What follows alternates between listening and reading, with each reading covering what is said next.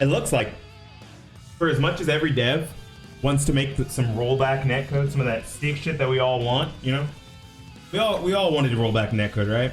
The vast majority of people said that they're trying their best to not invest into a fighting game that has bad netcode, right? So it looks like the solution to that would be to say that we probably need rollback for most games. There's multiple types of online solutions, right? There's rollback netcode, there's delay-based netcode, and there's absorb-based delay netcode, right? And then there's other types of rollback, but the main one that's used for fighting games is based off of GGPO, which was made by one of the Cannon brothers a long time ago. So essentially the basic form of rollback netcode is solved. It's very solved. It's not something that we have to think about too much. I don't need either one of those. Oh, okay. But I will say that the rollback that we have currently is not always the strongest version of it. Specifically with Melty and Nickelodeon All-Stars, there's been a lot of reports of one-sided rollbacks, which essentially is caused by clock desyncing issues, right? Where one person's game is running ahead of another's, or running behind another's. And there's supposed to be some amount of leniency to that algorithm that kind of makes it so both players start to even out on the teleports, if there is any, instead of one player being teleported across the stage constantly or across the map, you know, depending on the game, and the other player is playing just fine, you know, the old good on my end type deal, right? I think the big thing about rollback netcode compared to absorb-based delay or regular delay, and we'll talk about absorb-based delay because I don't think any fighting games, except maybe one, use absorb-based delay. The big downside of rollback is if it's implemented properly, the results are catastrophic. Right? When it's implemented improperly, when it's very bad, it is very bad. It's worse. It's worse than any form of delay-based netcode that's been out in the past 5 years. Right? But if it's implemented properly, then it's something along the lines of Skullgirls or KI, where normally anything under 150 ms is totally playable. I've seen people say that they're getting, you know, 120 ms games, right? It shows you the ping in this game, thank goodness. Unlike Melty, it shows bars, unfortunate. So we don't really know what the ping situation in a lot of these is. But for Nickelodeon All-Stars, we know for sure that the ping situations are, you know, 100 to 120 ms, and some people are getting those really disgusting bad one-sided rollbacks. I don't know if I've experienced any one-sided rollbacks, but I can say that my first day playing the game on stream, I had mostly bad connections. Most of my connections were pretty bad, right? And I have another buddy who lives here in Texas, a little north of me, 2 hours north of me in Texas, who said that all the games were good that he played. So I don't know if that's because he's more in a centralized location in Texas, right? Or if it's because he's not experiencing clock desyncing issues.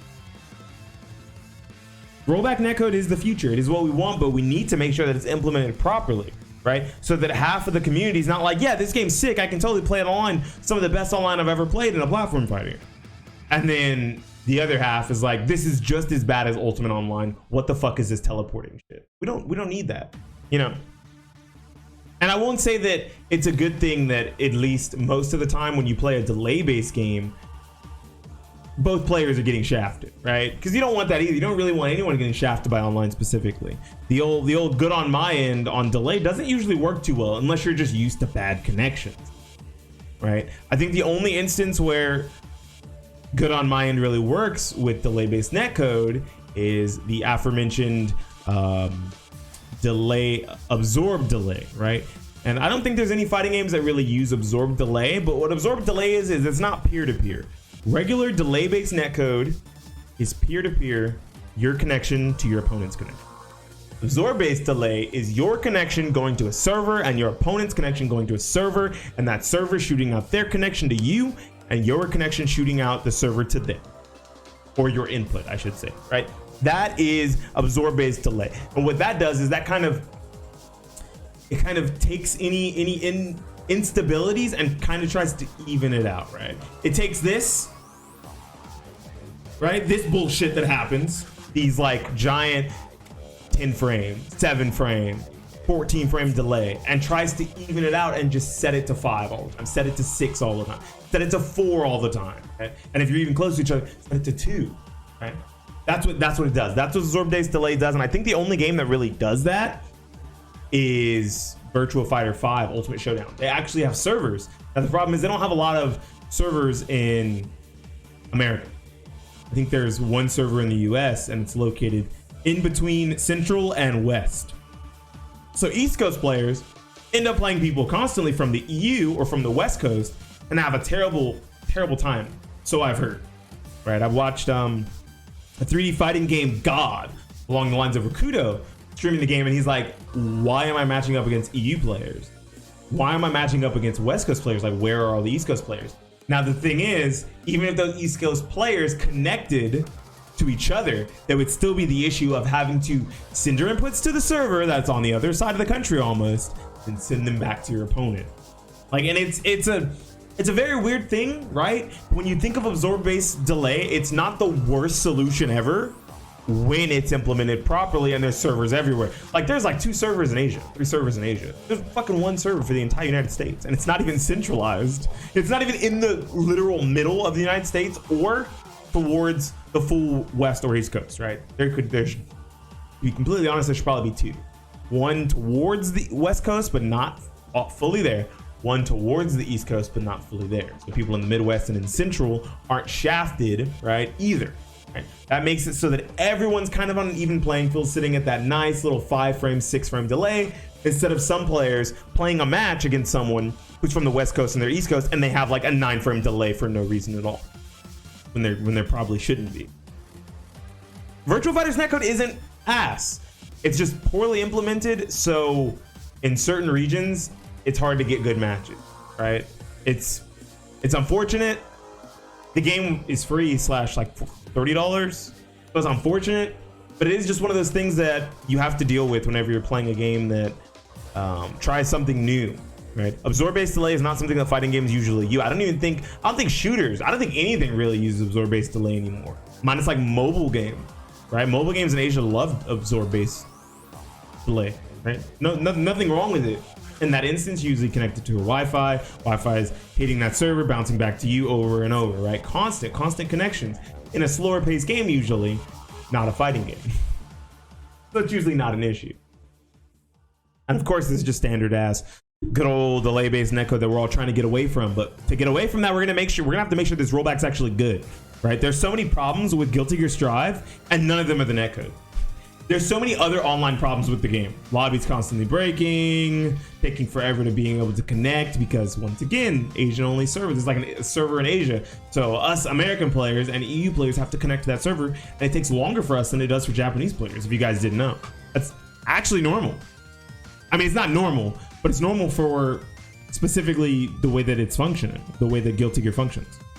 We have to communicate with their server, and their server is nowhere near us.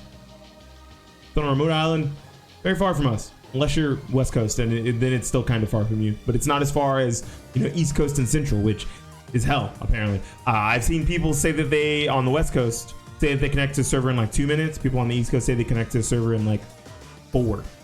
I think I'm somewhere in that middle ground. I think I've connected to a server in like 2 minutes at the longest. I don't think it's ever taken me longer than 2 minutes, 2 to 3 minutes.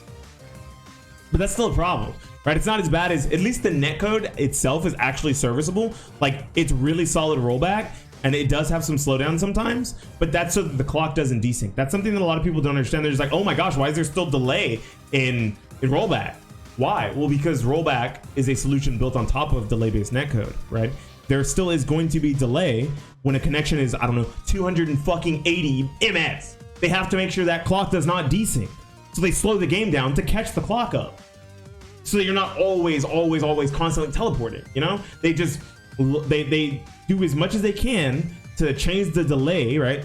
Say your normal delay timing is something like, I don't know, 3 minutes, 4 minutes, right?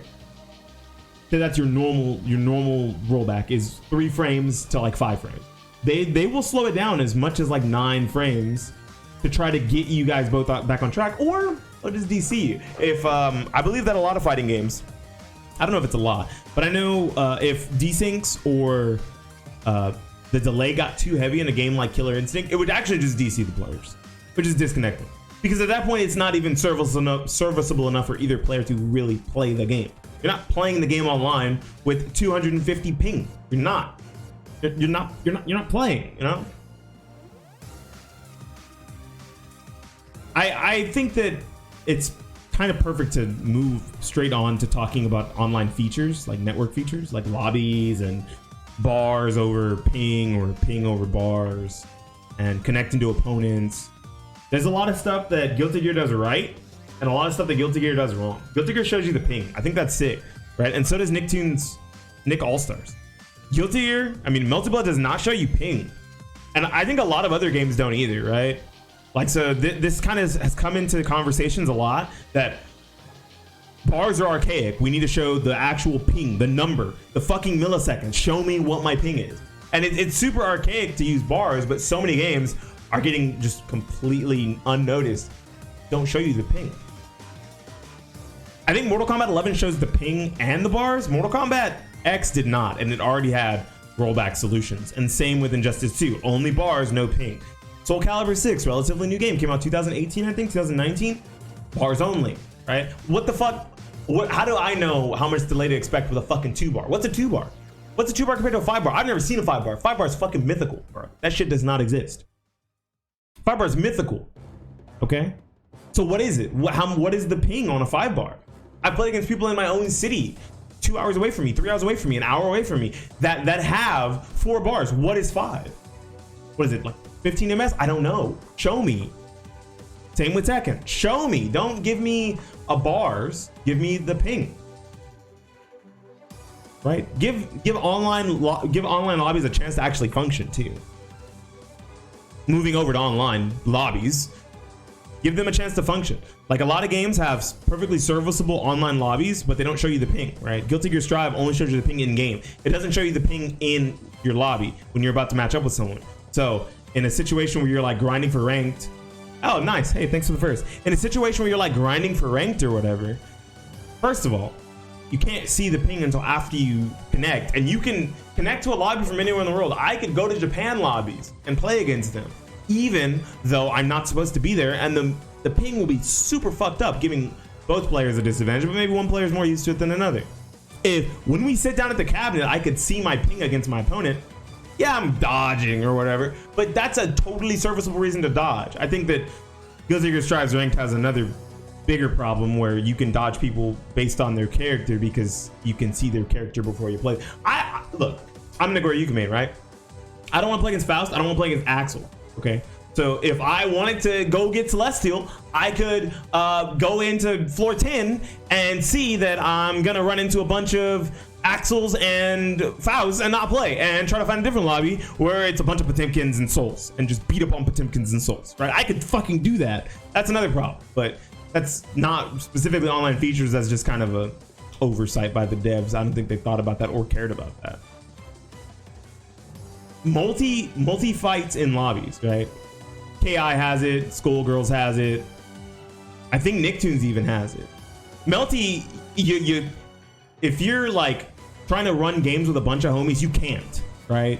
It's you and one other person in that lobby. Even Tekken and Soul Calibur have it where multiple people can be in a lobby and they're just forced to spectate, but at least there's multiple people allowed per lobby, right? I think that an even better thing to do would be able to allow multiple matches happen in the lobby, like Dragon Ball FighterZ, TFH, them fighting herds. I don't play them fighting herds, but I know that that's something that you can do in that game. Power Rangers, and even Nicktoons All-Stars. Melty has spectator lobbies. Yeah, you can spectate, but once you set yourself to spectator, you cannot fight in that lobby, correct? Correct? And even still, that just puts it along the lines of Tekken and Soul Calibur lobbies, which essentially, yeah, you can, that's it. Which essentially is still fucking archaic and ass. You know, if I'm in a full 8-person lobby in Tekken or in Soul Calibur, you know how long it takes to get through an 8-person lobby? And me personally, I don't care. You know, I'm a streamer, I can do some other stuff, talk about the matches, dick around with my chat. But if you're trying to run games or whatever, and it's a bunch of friends, it's kind of unfortunate that you can't sit there with a large group of friends and play each other in a non-King of the Hill style sense. King of the Hill is super archaic. It needs to be maybe a mode, that's fine. Like a lobby style mode is totally okay. But running simultaneous matches, especially when online solutions like rollback get to a point where it actually works, there's nothing wrong with them. TFH is that way. Guilty Gear Strive is that way when the lobbies are working. I see no issue. There's a lot of things that make fighting games really hard to play online, right? And I think those things, I wouldn't say that they're hindering fighting games, but they're making it a lot harder for people that come from other genres with totally working full solutions to online play. Are like, this doesn't make any sense. This is whack. Why is it like this? And then instead of sticking around and powering through it, they just go play whatever genre they came from, where the online is serviceable, whether that be the online features, whether that be the online solutions themselves, the rollback, delay, absorb delay, whatever. Don't cut these devs any slack. They don't need it. There's already solutions out there. Indie devs have done the sickest things ever with their fighting games. Power Rangers and fucking TFH have sick ass lobbies and sick ass online. Imagine that a company way bigger than them can't even get it right. Talk shit to them devs in like a respectful way. Don't tell anyone to kill themselves. Beanie Thuggish signing out. We'll see y'all later, YouTube.